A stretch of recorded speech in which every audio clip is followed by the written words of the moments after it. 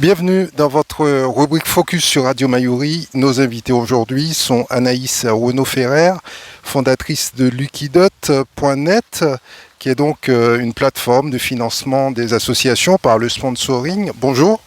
Bonjour, merci de m'avoir invité. Vous êtes accompagné de Denis Lapassion, qui est compositeur, musicien. Bonjour. Bonjour. Dans un premier temps, nous allons donc échanger avec vous, Anaïs Renaud-Ferrer.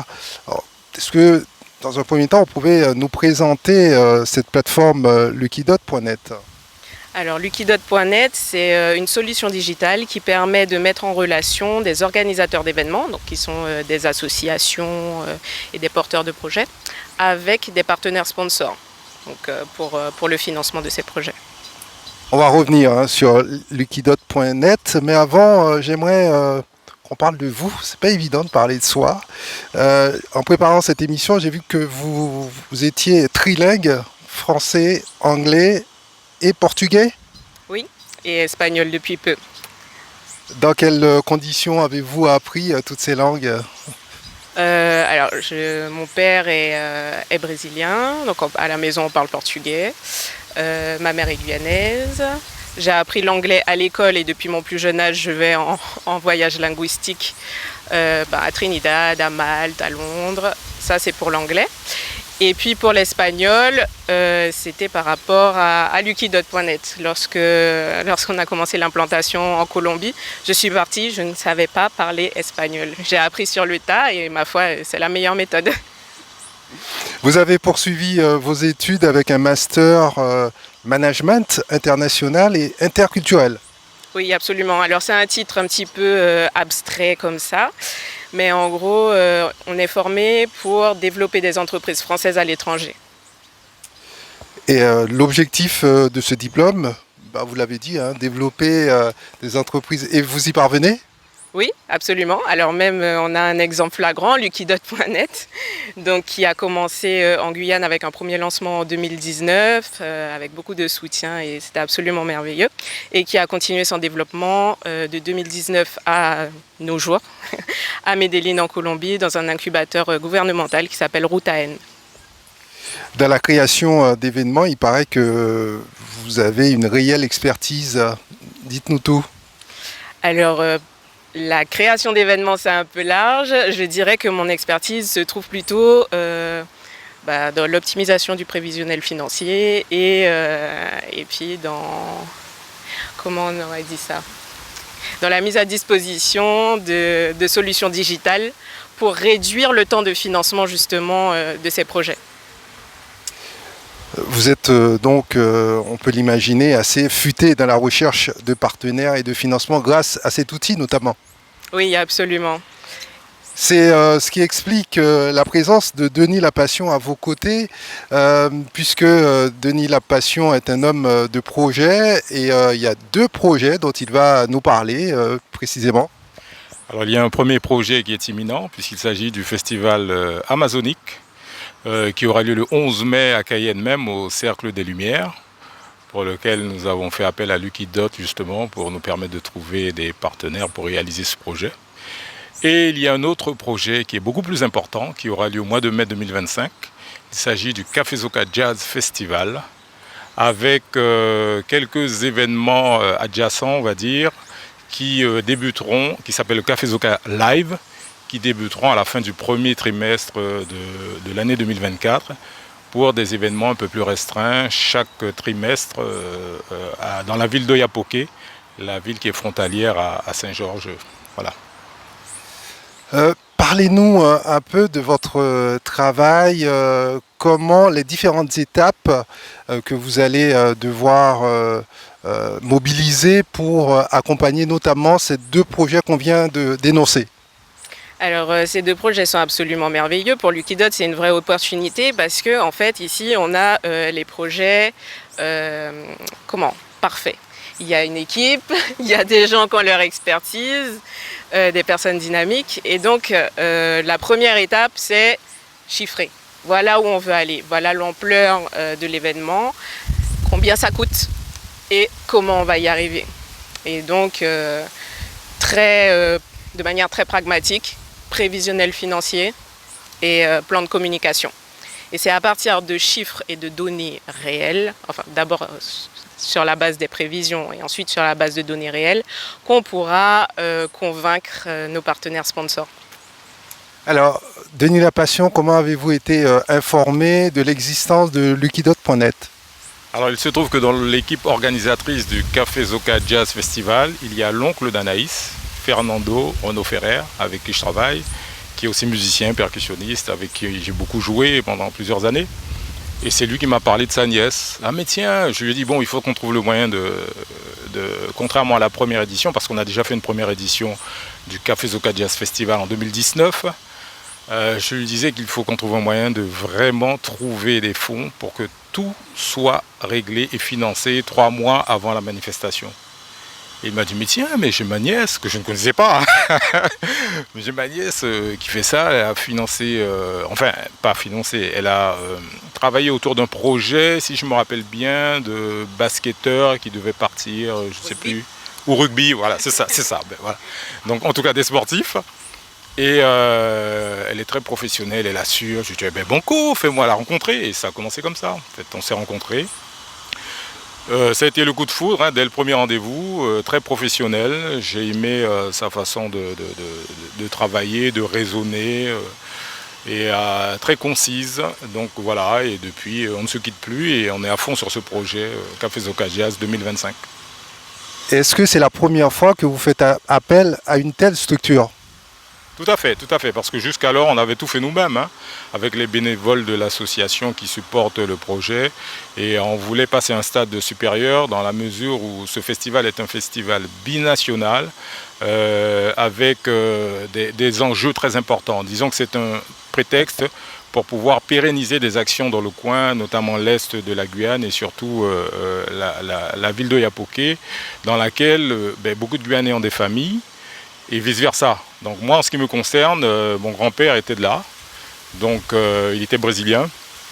Et depuis l'année fin 2018, depuis l'année 2019, j'ai appris tellement de choses dans le coin, l'histoire notamment de Saint-Georges et de la ville de Yapoké. Et du coup, en mai 2019, on a décidé avec des amis du coin de créer ce festival pour justement permettre qu'à la longue, l'histoire de l'Est guyanais soit racontée. Alors, est-ce que vous garantissez les résultats de ce financement? Alors, je garantis de tout cœur les moyens. Et vu les moyens qu'on est en train de mettre derrière ça, et en plus on a de la chance, on a beaucoup de temps. Donc je ne sais pas si je me permettrai de garantir, mais en tout cas le cœur y est et toutes les conditions sont réunies pour y arriver. D'ailleurs, contrairement à d'autres projets où on est obligé d'attendre le jour J pour savoir si ça va vraiment avoir lieu, ce qui est bien, c'est que là on organise plein de petits événements qui vont financer le grand. Et donc ça, c'est quelque chose, c'est une opportunité pour les partenaires qui se sont déjà positionnés, et d'ailleurs on les remercie déjà du fond du cœur, qui peuvent se positionner pour apparaître dès maintenant dans le plan de communication. Et c'est absolument merveilleux puisque pour une fois, enfin pas pour une fois, ça arrive souvent, mais c'est absolument merveilleux puisque maintenant on a 1 an pour se préparer. Quel est le modèle économique de LuckyDot.net? Ce sont les partenaires? Oui, alors pour que ça fonctionne, qu'est-ce qui nous manque? Il nous faut des investisseurs. En fait, LuckyDot.net, pour l'instant, ça fonctionne avec moi comme humain, mais le but, en fait, c'est de laisser le travail à l'intelligence artificielle. Pourquoi? Parce que la machine nous permettra de réduire le temps de financement d'un projet. Alors, je prends une petite minute pour expliquer. Pour l'instant, je m'investis sur un projet et ça peut prendre 6 à 8 mois à temps plein pour arriver au bout du financement. Avec l'intelligence artificielle, on va pouvoir mettre en relation les porteurs de projets avec les partenaires sponsors quasi instantanément. Et donc, pour que ça fonctionne et pour qu'on puisse créer cette application-là, développée puisqu'elle est déjà conceptualisée, il nous faut soit des partenaires sponsors qui soutiennent des projets, soit des investisseurs qui rentrent au capital. LuckyDot.net peut être téléchargé? Alors pas encore, parce que du coup, pour pouvoir la faire fonctionner, on a besoin de données. Pour avoir des données, il faut des utilisateurs. Donc pour l'instant, on fonctionne avec un site vitrine qui permet de donner toutes les informations et qui vous permet de rentrer en contact avec moi et toutes les équipes. Donc c'est la machine qui va faire la prospection, c'est la machine qui va faire le travail de commercial. Alors ça vient petit à petit. Pour l'instant, j'utilise des technologies existantes parce qu'il y a plein de choses qu'on peut faire nous-mêmes. Donc pour l'instant, j'utilise des technologies existantes pour me soulager du volume du travail et pour aller beaucoup plus vite. Et une fois qu'on aura les fonds, on pourra lancer le développement et puis la machine pourra enfin tout faire. Alors comment cela se passe, Denis Lapassion? Vous faites un point d'étape régulièrement avec la fondatrice de Liquidote.net? Tout à fait, au moins une fois par semaine, on s'informe de l'avancée, notamment des réponses des investisseurs que l'on sollicite en fait pour le projet, et de la réponse de quelques artistes, parce qu'en fait, on a décidé d'agrandir, en fait, d'ajouter une journée au festival qui avait lieu sur 2 jours. Donc au mois de mai, elle aura lieu sur 3 jours, et donc je suis en train de constituer le plateau artistique. Et j'attends la réponse de certains artistes que je souhaite faire venir de l'Hexagone pour participer à cet événement, concernant leurs fiches techniques, le nombre de personnes qui viennent, les cachets, les modalités habituelles quand on organise ce genre d'événement. Donc d'ici peu, on aura les réponses, et c'est ce qui nous permet justement d'avancer progressivement. Donc chaque semaine, on fait un point sur tout ça, quoi. Quels sont les budgets que vous vous êtes fixés pour ces 2 événements? Alors pour Café Amazonique, tout va se passer sur une soirée. Donc on pourra parler de budget plus important pour les autres éditions, mais sur cette année c'est 15 000 €, ça va. En une soirée, on s'est arrangé pour organiser une soirée à hauteur de 15 000 €. La somme sera plus importante l'année prochaine. Et en tout cas pour le Café Zoga Jazz, un minimum de 50 000 € sera nécessaire pour que tout se passe correctement et qu'on ne soit pas inquiété par des problèmes de paiement, de factures, etc., quoi. Alors dites-moi, pourquoi passer par Liquidote.net au lieu de solliciter une plateforme de financement participatif qui sont très en vogue actuellement, on sait tous. Absolument. Alors ce sont 2 business models différents, c'est-à-dire que sur les plateformes de financement participatif, qu'on appelle du crowdfunding, tout le monde peut participer. Et donc c'est le crowd, c'est la foule, tout le monde peut participer. Dans le cas de Liquidote.net, on utilise le business model du crowdfunding, mais on l'adapte au sponsoring. Et en fait, cette plateforme pour les utilisateurs, on a absolument besoin qu'ils aient une identité juridique propre. Et voilà, parce que Liquidote finalement apporte de la professionnalisation à ce domaine. C'est vraiment le but en fait, c'est de professionnaliser, parce que pour l'instant, et c'est ça qui est difficile, c'est que tout le monde fonctionne, prêtez-moi le terme, à nous-mêmes qu'est nous-mêmes. Et donc, la fille, elle vient et elle veut compliquer notre affaire. Et en fait, pas du tout. Ce qu'on essaye d'apporter, c'est une garantie pour les chefs d'entreprise. On les soulage de la gestion du sponsoring, puisqu'ils reçoivent énormément de demandes. Il faut les gérer, il faut répondre. En fait, ce que je veux dire, et ça c'est quelque chose de compliqué même quand je m'adresse aux investisseurs, c'est qu'en fait, pour les porteurs de projets, c'est un gain de temps et d'argent.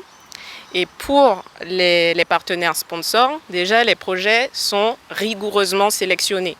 Donc on sait qu'ils sont fiables, ça apporte de la garantie et de la sécurité.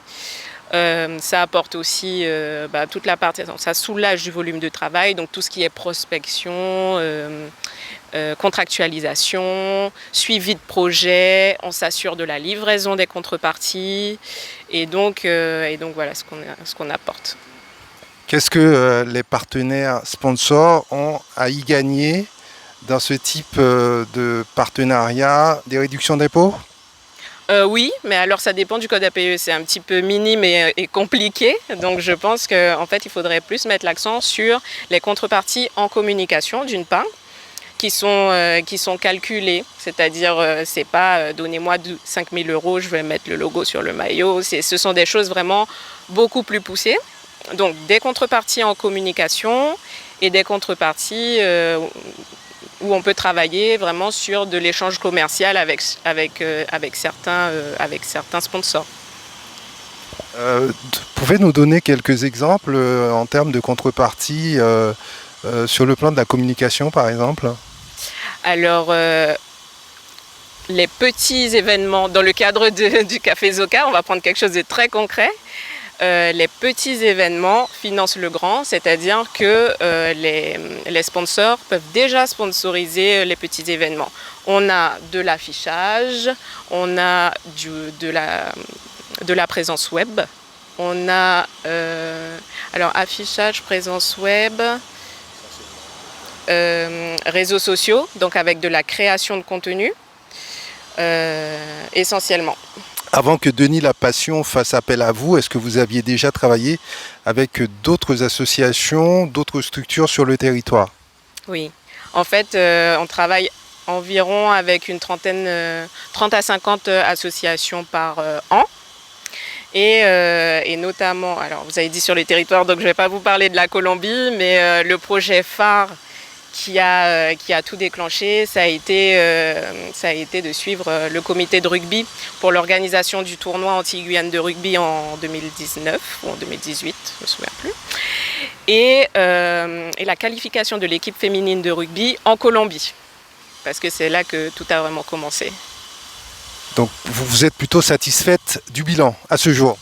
Ah oui, très satisfaite. C'est plus que positif et puis c'est même plus que ce que j'aurais jamais imaginé. Anaïs Renaud-Ferrer, c'est fort de cette expérience de 15 ans que vous êtes lancée de l'aventure Lukido.net. Il faut dire que c'est pas quelque chose que, en tout cas, vous vous lancez pas dans le milieu professionnel. Vous avez un background. Oui.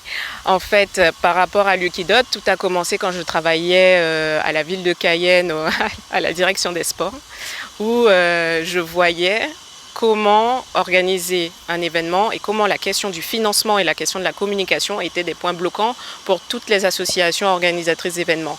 Et donc moi, mon rôle là-bas, c'était vraiment d'accompagner les associations dans l'organisation d'événements en partenariat avec la ville de Cayenne.